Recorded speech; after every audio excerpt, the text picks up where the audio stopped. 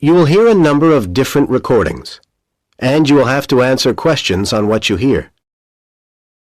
There will be time for you to read the instructions and questions, and you will have a chance to check your work. All the recordings will be played once only. The test is in 4 sections. Write all your answers in the listening question booklet. At the end of the test, you will be given 10 minutes to transfer your answers to an answer sheet. Now turn to Section 1.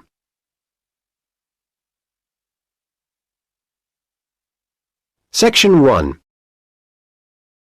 In today's lecture, I want to look at one of Australia's least loved animals, but one that has an interesting history from which I think we can learn a fundamental lesson about problem solving.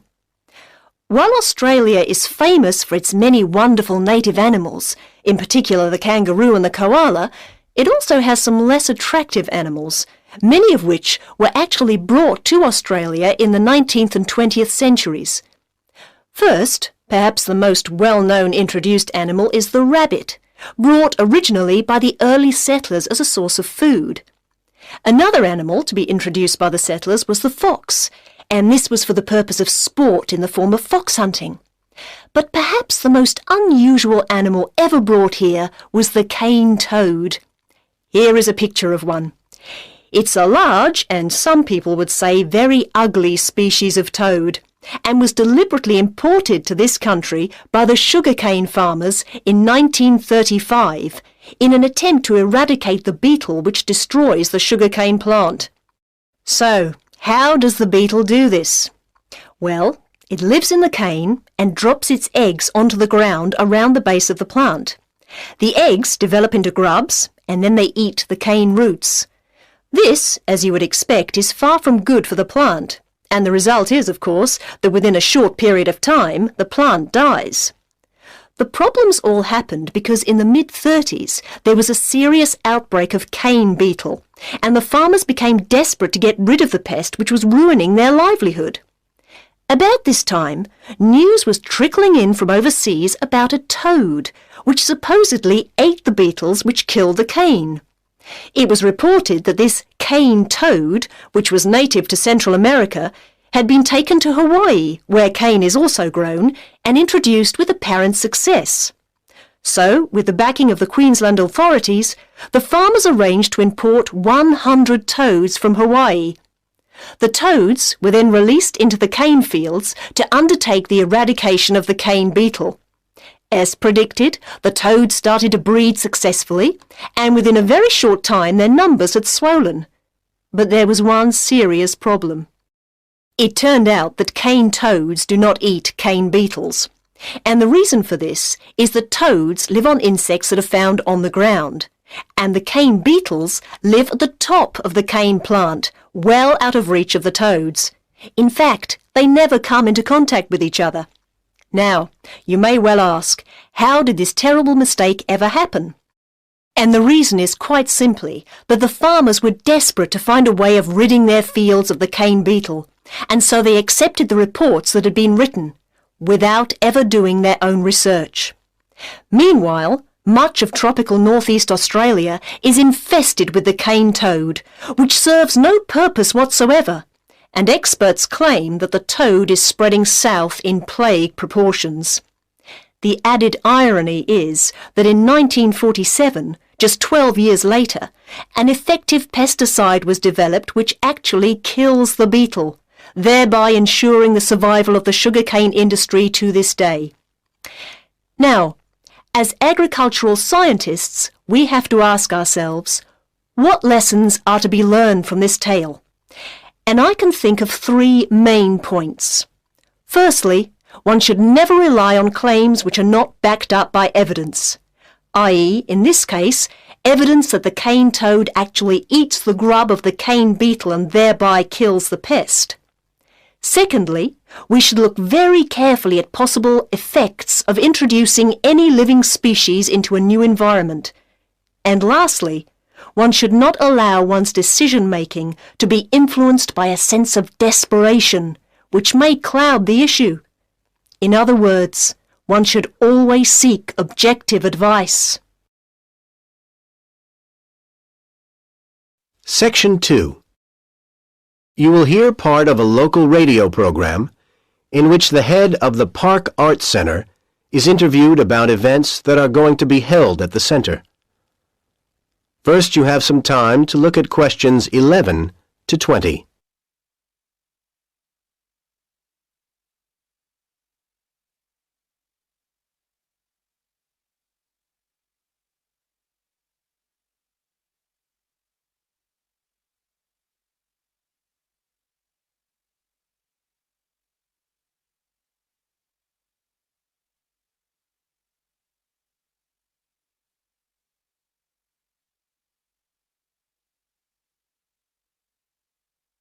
Now listen to the conversation and answer questions 11 to 20.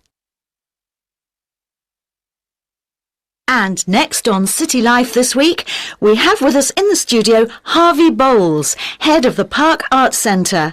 He's here to tell us about forthcoming events at the centre. Harvey, welcome. Hello, thank you. So, what can we look forward to first at the Park Centre? We've got a very exciting programme lined up for you. The next event will start on the 18th of February and run till the 24th. Times for the event? Twice each day at 2:30 and 7:30 p.m. There'll be a folk music concert and we're sure this is going to be very popular. A range of excellent musicians are coming, some playing for the first time in this country. And for those who want a souvenir, or for people who don't manage to get to the performances, the foyer shop will be selling a CD showcasing the great talents of the performers. Sounds good. Yes, and then after that, our next event is starting on the 1st of March and runs for 8 days.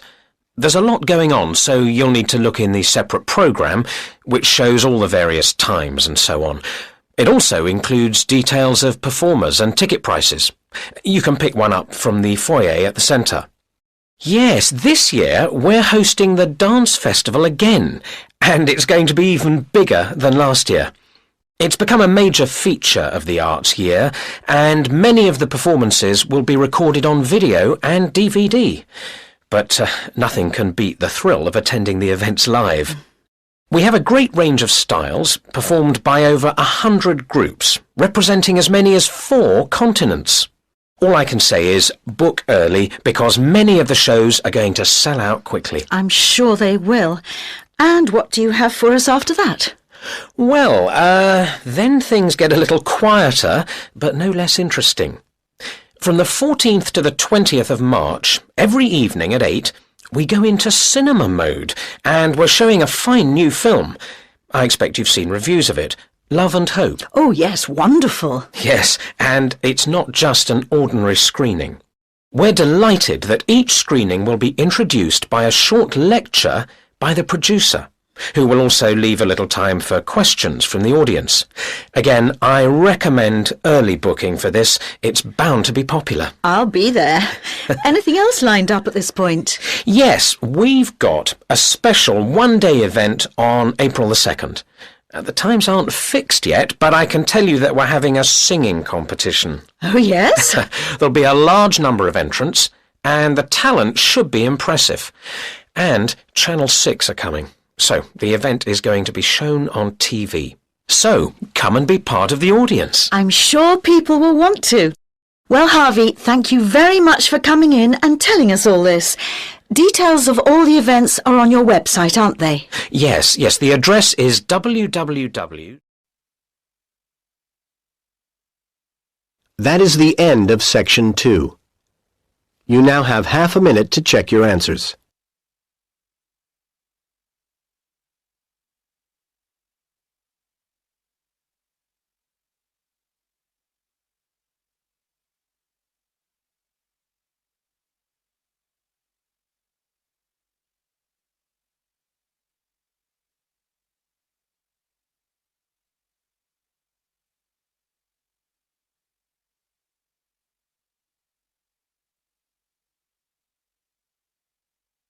Now turn to Section 3.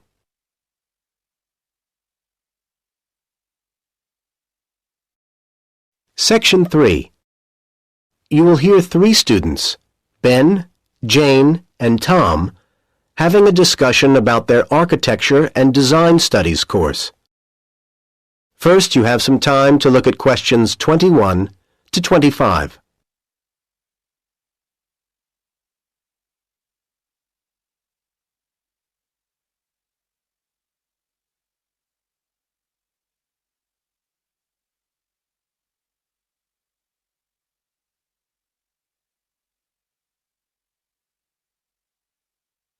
Now listen to the first part of the conversation and answer questions 21 to 25.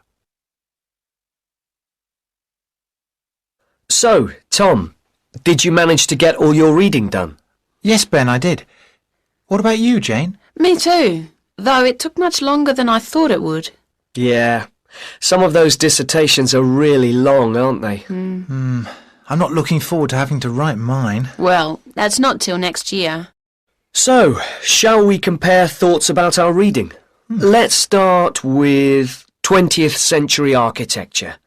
I thought it was pretty impressive. There was quite a bit of detail. Yeah, all very relevant. I enjoyed the pictures, the diagrams and photos. They were quite strange. Not what you'd expect to find in a dissertation, but very helpful. Whereas sometimes I couldn't really follow the arguments. Yes, a bit of a mixed bag, really. While modern construction was very serious and thorough, wasn't it? Indeed. Actually, it was rather dense. I didn't find it particularly easy to read either. The index was excellent, though, so I used that to guide me around. I still think it was a bit high level. I certainly wouldn't have wanted to try and cope with it in the first year. No. That's not who it's aimed at, of course. What about steel, glass and concrete? Not the world's most interesting title, of course. Again, the index was helpful, though I think we could have done with more photos. There weren't really enough to support what he was saying in places. Yeah, but what he was saying was easy to follow, wasn't it? He takes you through step by step. It was hard to believe it had been translated. Seemed very natural. Actually, it was better written than the next one, The Space We Make. But we're supposed to be thinking about architectural ideas, not being literary critics. I like that one. Really? I just didn't think it covered the whole situation. It didn't put the question of housing into the context of the time. You mean how in the 50s economic austerity limited the finances available while a growing population needed housing quickly? Exactly. Again, I think you're asking too much of these dissertations. Perhaps you're right. Well, I did like change and tradition anyway. Very focused. Yes, although I did think it was oddly arranged in some ways. When you went to the index to track something down, you couldn't necessarily find what you wanted. I know what you mean. But I have to say, I'd be very proud if I'd written any of these. True. And you will next year. Now you have some time to look at questions 26 to 30.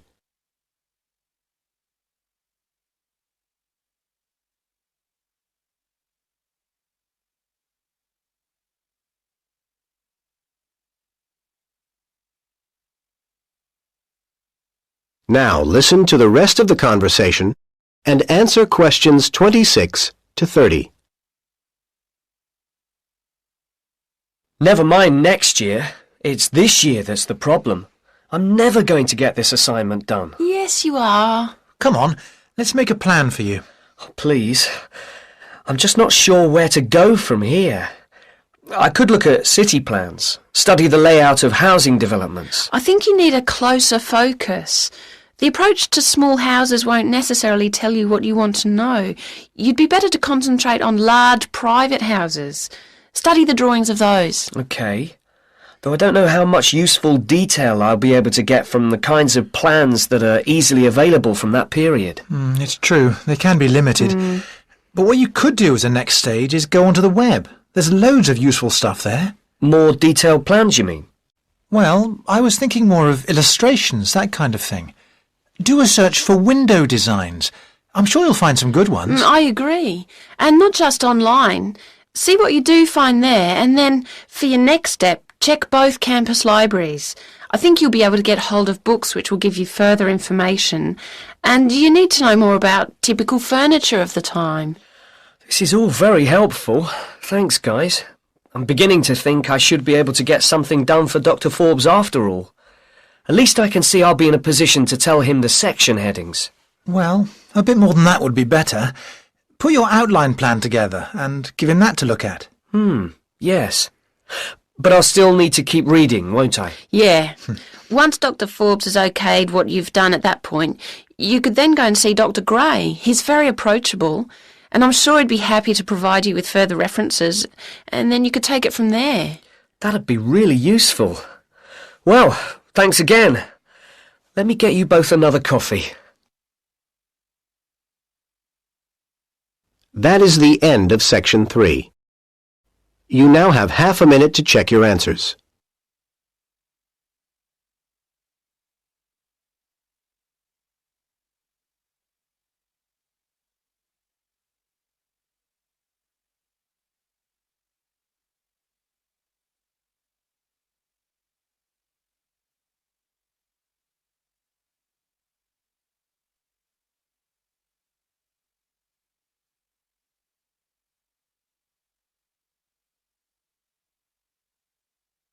Now turn to Section 4.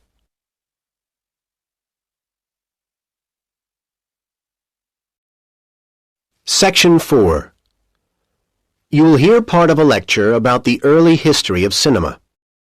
First, you have some time to look at questions 31 to 40.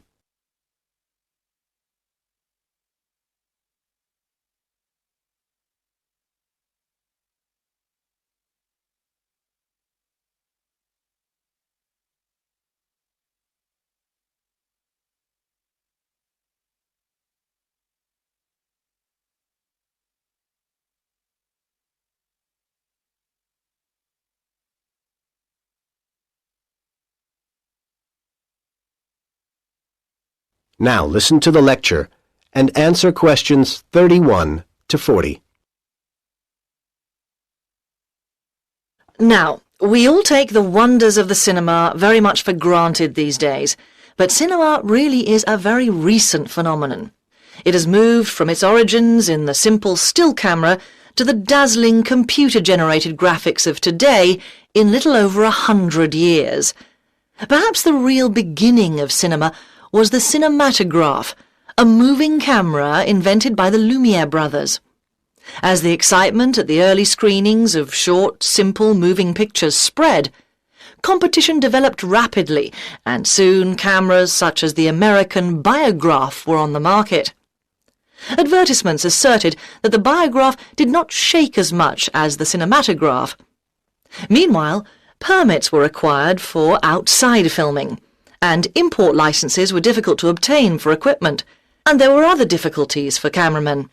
When the Lumiere brothers went to film the crowning of Tsar Nicholas II in Russia in 1896, the camera's ticking noise led people to believe it was a bomb.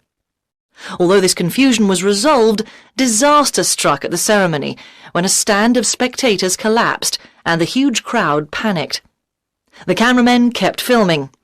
It was the first time such events had been filmed, and this marked the beginning of a new concept of journalism.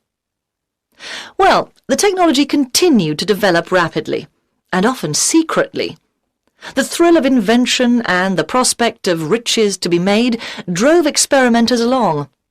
But historians of cinema face difficulties in establishing if an apparatus functioned in the way that its makers asserted. Everyone was keen to say that their machine was the best, of course. In some cases, however, we do have reliable records or evidence in the equipment itself, and then we can see the details of the evolution of the technology. By about 1890, for example, the Frenchman Marais had arrived at results of startling clarity in sequential images. He also had the idea of recording images on a long strip of paper that unrolled in front of the lens instead of on separate plates, but he found it impossible initially to ensure that this strip would have regular movement.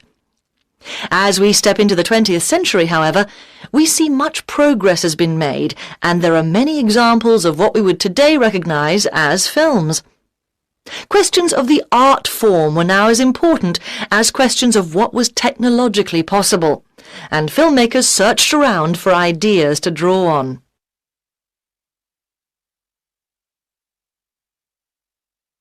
Comic strips were very popular at the time in newspapers, and their structure was applied to the planning of films, which were now being mapped in a series of picture panels.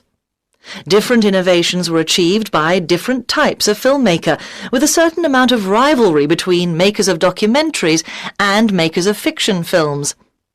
One area where documentaries led the way was in the use of travelling shots, although of course fiction films adopted this technique in due course. Various sources for stories were developing, and each would have an impact on the way the story was filmed. For example, filmmakers started to use greater numbers of shots when chase films became popular, because they wanted to show the various stages of the policeman running after the bandit and so on. And it wasn't just different kinds of story that were driving filmmakers to think up new techniques. Other technology also played its part. The telephone was growing in use, and filmmakers came up with the idea of splitting the screen image into two parts to show telephone conversations. All this growing sophistication in the shooting of films began to make the whole process of creating them more challenging. The very first films consisted of single shots and were straightforward to take from shooting to showing them to audiences. However, as the filming developed into multiple shots, then editing emerged as an essential ingredient of the process. Cinema was growing up. Well, next I'd like to turn your attention to some of the issues that I believe were That is the end of Section 4. You now have half a minute to check your answers.